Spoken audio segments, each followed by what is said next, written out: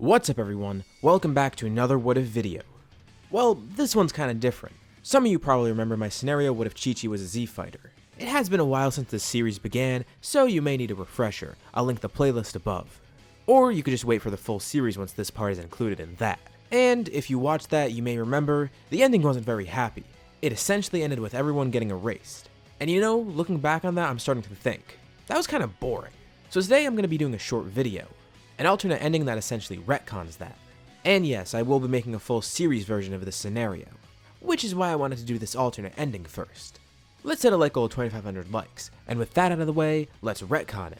The original ending had everyone dying, but after what everyone's been through, that's not fair. With all the build-up and everything, ending it off with everyone dying is not only boring, but just sad. It just negates everything that happened before. But originally, I did that because I first thought, there was no way they could beat Moro. It couldn't be possible, but recently I remembered this scenario and I thought, maybe, there would be a way around it. All the universes are erased. Or, are they? Let's rewind a little bit. Consider this my version of Whis' rewind ability. A few minutes back into the past, before the tournament ends. And instead of Hit trying to eliminate Jiren, he's gonna stay in here. Right now the teams are as follows. Universe 6 has Raditz, Piccolo, Gohan, Kefla, ChiChi, Kaba, and Krillin. Goku was already defeated after he used his Spirit Bomb against Jiren and Moro absorbed it. For Universe 7, there's two fighters left, Moro and Broly. And as for Universe 11, they have Jiren, Toppo, and Dispo. Before the Spirit Bomb incident, Moro was already absorbing energy, although it was very covertly. But once the Spirit Bomb showed up, it was pretty blatant, and they figured out what was happening. The remaining few Gods of Destruction are appalled. Why would Beerus recruit this monster? Beerus squirms in his seat. In hindsight, it wasn't really that good of an idea. Those from Universe 6 and Universe 11 notice Moro and decide they need to take him out somehow before he becomes an issue.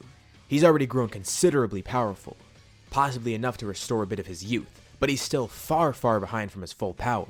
After thinking, Hit gets an idea, but it may not work. He, Piccolo, and Raditz are the strongest on the team, but Hit has some unique techniques that they don't have. Plus, it's not like Hit is using all of his abilities because he can't kill people here, and that's an issue for him. No killing or he gets disqualified. But Hit was thinking and he has confidence in his team.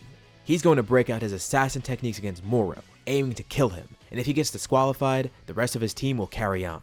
Hit rushes to Moro, interrupting the flow of time. Moro is trapped in a time loop, but he's struggling his way out of it. Hit knows he can't hold him forever, so he takes his chances. As Moro's stuck in place, Hit draws his fist back, and with a fast and powerful blow, he hits Moro's chest, sending a shockwave through it. Moro shouts, as his eyes go blank. Hit just temporarily stopped his heart. Hit then unfreezes Moro, but he keeps his heart frozen. With Moro then collapsing to the ground, Hit kicks him out of the ring. Moro is dead. With Hit having accomplished his mission, per the rules, the Zenos eliminate him, disqualifying him from the tournament. Lucky for him, he doesn't get erased, but he tells the team it's all up to them. Even with Moro defeated though, there's still some issues, particularly Universe 11 and then Broly. The easiest target is Dispo. Kefla faces him and defeats him pretty easily. And as for Toppo, Piccolo is his main contender. Now Toppo is a pretty big obstacle, and I mean that in terms of size and power. Piccolo's able to do relatively well against him, and Toppo contemplates using his God of Destruction mode. Inevitably, for the sake of his universe, he decides to use it. Piccolo is still able to hold his own against him. All the other fighters are either resting or busy with Broly, so Piccolo decides he wants to do this himself. It is a pretty close match, and the two are impressed with each other's strength. But Piccolo notes, even with Toppo's power, he has to be careful. One wrong move and he might accidentally kill Piccolo, or destroy the ring beneath him. Toppo cannot go all out against him, and Piccolo knows this and he's careful about it. Summoning the power of all the Namekians inside of him, he launches a massive Masenko, countering Toppo's attacks, and knocking him out of the ring. That only leaves Jiren and Broly left. And right now, Kefla and Kaba are facing Broly, but Broly stops them. Right now he's nowhere near their level. But Broly's actually kinda nervous right now. He was pushed into a relatively big situation here. Now is the last member of Universe 7. Kefla and Kaba tell him there's no need to worry. Once they win, they'll just wish all the universes back. But Broly is still very concerned, mainly about Jiren. With how inexperienced he is, he honestly doesn't see himself winning this. But he makes the same promise to them that he would revive the universes. It's not fair that everyone else needs to die. But with how strong Jiren is, he wants to team up with them. They can knock him out later or whatever, he doesn't care. It's more important that they get over this obstacle first. They could use all the help they can get. And Jiren's interested to see this. That means he can't meditate anymore, so he stands up, ready to face them. They flinch just from him standing up. As he slowly begins powering up, Kefla, being Kefla, decides she wants to attack Jiren first, and immediately goes for him. He casually blocks all her attacks, but he does have to try a bit. Although, he powers up a little bit more and it's no use. With a single blast, he sends her flying out of the ring, faster than anyone can catch her. As he does this, Piccolo and Raditz rush him together, with Broly coming in on the side. He shouts, knocking them all back, as he lunges through taking out Piccolo next. He's already defeated two of the strongest people on the team. Raditz tries again to go after him, kinda fed up by this, but he is defeated too. That leaves Gohan, Kaba, Krillin, and ChiChi. Gohan tries his best to defend, but he gets defeated, as do Krillin and Kaba. As Broly tries to stand back up nearby, ChiChi is the last fighter standing against Jiren. Jiren says there's no use, but she doesn't care. She's come this far. She activates Kaioken, launching towards Jiren with a punch. This is her absolute full power, but Jiren simply catches her fist and flings her out without any effort. Universe 6 and Champa say goodbye to Beerus, and Beerus is visibly upset, a little sad and angered. Champa, why did he have to steal Earth? He watches as his former students, his allies, and his brother are erased, and nervously turns back to see Broly in the ring. Broly is attempting to face Jiren, but he's nowhere near strong enough yet. He does get progressively angrier and stronger, but Jiren does not play around. He may be able to access his wrathful state, but no Super Saiyan. And that's even if Jiren gives him enough time to power up. He may defeat Broly before he even unlocks Wrathful, knocking out his final opponent. Beerus apologizes to his team, thanking them for their help. He sighs to himself. Why did Champa have to do that? Beerus and Universe 7 are then erased. This time around, Jiren wins, and he's given the wish. Those in the stands look down, with some knowing what he plans to wish for. He's gonna revive his master. Jiren looks up and sees Zeno looking closely, almost as if he expects something from Jiren. Jiren hesitates, about to revive Gichin. He almost makes the wish, but he stops himself. After reading the room around him, he then smirks. He says two simple words, "I see." Jiren looks up at Shenron and asks for one thing. He wants to restore every universe. This comes as a shock to everyone, but it makes sense. Jiren is probably smart enough to tell what Zeno wanted. Plus, this does benefit him. More strong warriors to face in the future.